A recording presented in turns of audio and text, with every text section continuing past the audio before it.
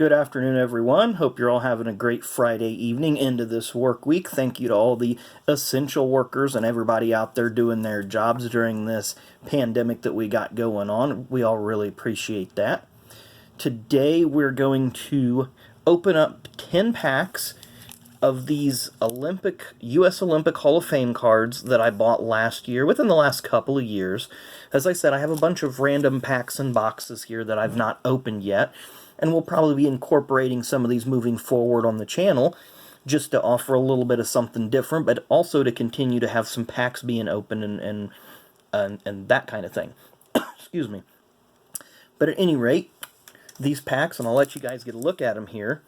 I bought a few packs of these way back when they first came out, but I came across a box at a flea market a couple years ago that they wanted a really, really inexpensive price for, so I took it, along with several other boxes, but these were just always interesting cards. These cards are from 1991, you'll see right here, from a company called Impel, made in USA, and they are official licensee of the U.S. Olympic Committee. At least in 1991 they were. Not sure if that company even exists. Here you see a little bit of information here about collect your U.S. Olympic Hall of Fame cards in a beautiful collector's album, yada yada yada. That offer expired March 31st, 1992. Of course, the Summer Olympics in 1988 were held in Seoul, Korea. The 1992 Olympics were in Barcelona. Not sure where the Winter Olympics were held during that time frame. But this will have all the athletes involved. So let's go ahead and get cracking. There's 15 cards per pack, so it'll give us 150 cards here.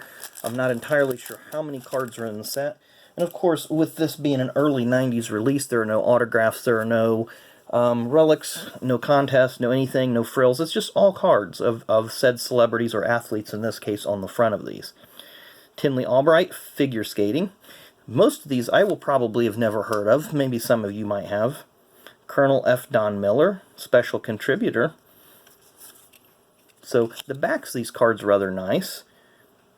As you see, they have some vital statistics about the person. And there you see a little bit of their family history. U.S. Olympic rings there.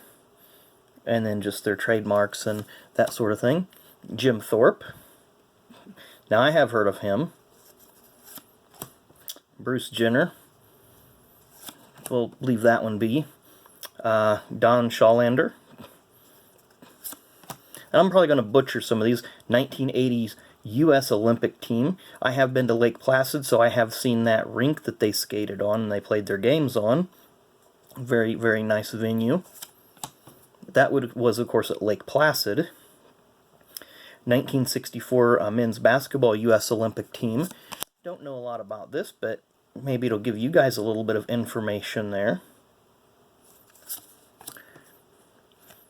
I'm not going to go with the name on this one because I don't want to butcher all these guys' names and ladies. I don't want to butcher their names. Here's some achievements from the Olympics of various years. Let you guys get a look at that. Tommy Kono, weightlifting. Who do we have here? Another U.S. Olympic hockey team. Lee Calhoun. And one that's upside down.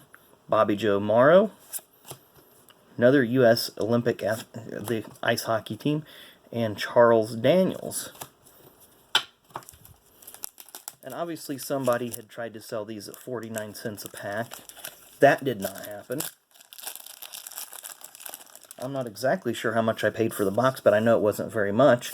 So we're going to just start going through these. It looks like this is going to be pretty much a replica pack, or very, very much close. I say replica, but it's going to be almost the same cards.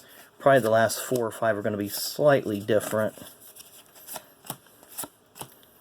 And there we go. Coach Herb Brooks. Jim McKay. I've heard of Jim McKay with ABC Sports. And special contributor Bushnell. There's Asia Smith Bushnell.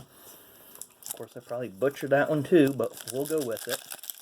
When I see the letters ASA, I think of a Midwestern short track series that ran from the 70s to the early 2000s. Willie Davenport, I've heard of Willie. Leroy Walker, special contributor. Scott Hamilton, I've heard of Scott. 1964 Olympic men's basketball team. Don't know if we had that one earlier, but there's the players. I know some of you guys are basketball fans. You may want to get a little information there, so that's kind of interesting.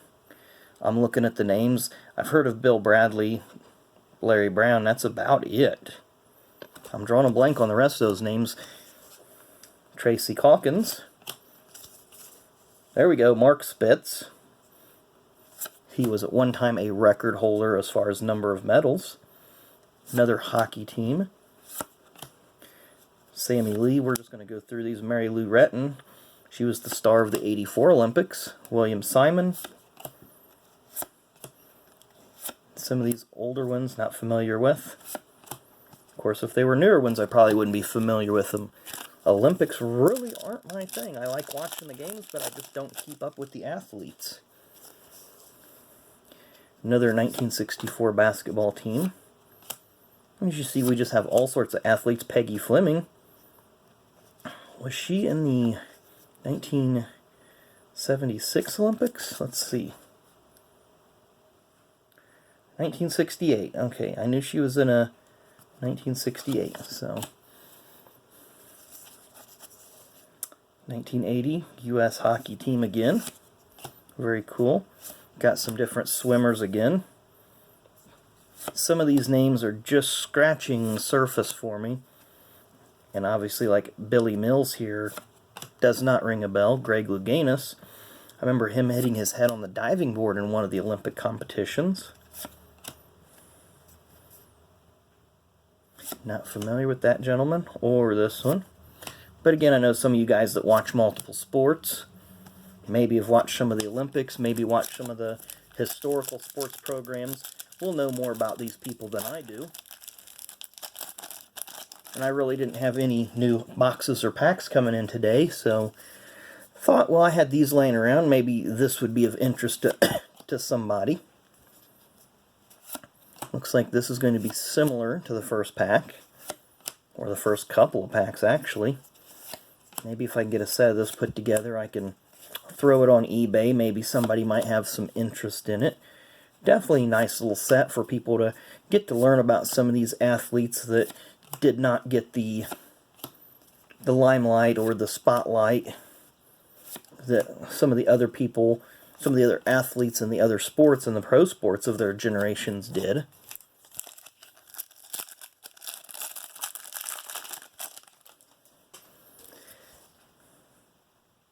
Surprised we haven't seen any boxers yet. But maybe they're buried a little further down in the pack. Another 1964 men's basketball team. Move this a little closer for you guys. You guys let me know if you thought this was an interesting break, just to get to see the different athletes here. Because I know we mostly focus on racing, and then occasionally we spin off and do a little baseball or a little wrestling. And I thought, well, got these packs laying around, give everybody maybe a little different flavor here for a Friday. Excuse me. And if you live in Indiana, you battle sinuses year-round.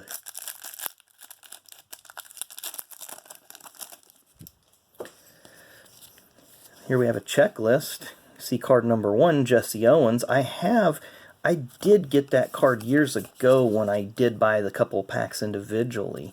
So I have seen that card, and I do have that card somewhere. And I have slowly been working on getting my cards somewhat organized. And a lot of these guys I've never heard of. Bart Connor kind of rings a bell. This looks like early, maybe 1940s or 50s. Ooh, even more than that, 1920 and 1930. Wow. This guy, born April 26, 1898. So that's been a minute. There's Jesse Owens, card number 1. Let's have a look at this back of this card so everybody can take a look at it and and see all his different records and his highlights and so forth.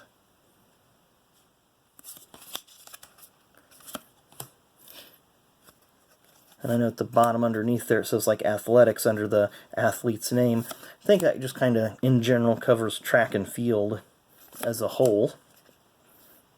There's a pole vaulter.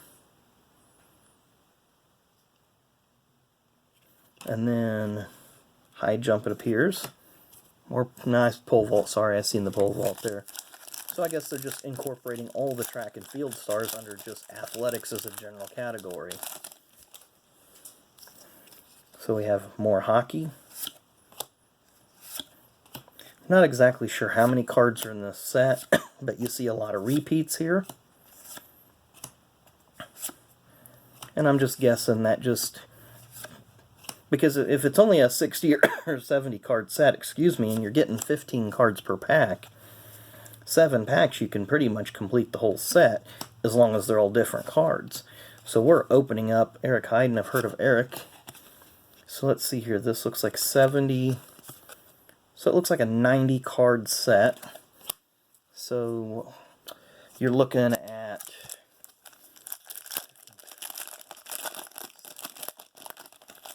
3 packs gives you 45 cards, 3 more gives you 45 more, which gives you 90. So as long as you had different cards in every pack, you complete this set in 6 packs. So we could essentially complete 2.5 sets with this, or a set and a half with what we have. Haven't seen that guy yet, Robert Kane. Not sure what his contributions was. There's a boxer, Sugar Ray Leonard. Excuse me. Sugar Ray Leonard, I've heard of him. Ralph Boston. Debbie Meyer, that name sounds familiar. Edwin Moses, I remember Edwin. Another 64 basketball team. We've seen Willie earlier, we've seen Leroy earlier, we've seen Scott Hamilton earlier. So it just kind of seems like the cards are placed in a definitive order, and they just chop them off at certain positions. Okay, we start with Peggy Fleming in our last pack. We just ripped through these packs pretty quickly. I knew this would be a short video because I wasn't going to spend a lot of time talking about these athletes because I know very, very little about them. Maybe you guys in the comments want to talk about these guys a little bit more and go ahead and strike up a conversation. But like I said, I just want to do a little something different. We're opening packs, they're new cards, they're all in mint condition, and they did a surprising job on the centering on these cards. Topps should take a lesson from this. All the baseball and football and all the other card companies should take a note of this, how well they have all these cards centered. And our final card is Wilma Rudolph. So we end with a very, very popular Olympian. Wow, she's from Indianapolis. I did not realize that. Maybe I should have. But there's her career highlights. So that concludes us going through 10 random packs of 1991 Impel Olympic Hall of Fame cards. I guess that is the other thing. All those are Olympic Hall of Famers. So that's not necessarily going to reflect every Olympian that has played for the U.S. or contributed to the U.S., but just the Hall of Famers up till that point. I'm sure there's been more added to the Olympic Hall of Fame. But with that being said, I appreciate you guys watching this video. I just looked before I got on here. We're up to 75 subs, so we're 25 subs away from giving away one of these 3 cards over here, either the Tony Stewart, Ken Griffey Jr., Braun Strowman. I know I say that every video, but I just want to keep that fresh in everybody's mind as we get new subscribers, and they may not know what's going on. Also, special thanks to Ricky Wittenberg for allowing me on his podcast last week. I finally did get around to listening to my interview segment. Appreciate him giving me the opportunity to give him my insight of the race that I went to in 1986 at Talladega. So listen to his podcast. I know I listened to it on SoundCloud, but it's on Apple, the iTunes, I guess, or wherever the Apple folks get theirs, because I'm on an Android. I think he said it's also on Stitcher as well. But look for Racing Through Time, Racing Retrospective 1986 NASCAR season. So if you find Racing Through Time, Ricky Wittenberg, give him a listen. It's a really fun podcast, especially if you like NASCAR and are into NASCAR history like I am. So I want to just let everybody know we'll be back tomorrow Don't know what we're going to be doing yet just exactly. I might just do more random packs that I've got sitting around here. Might do a set review, maybe another rookie card bonanza.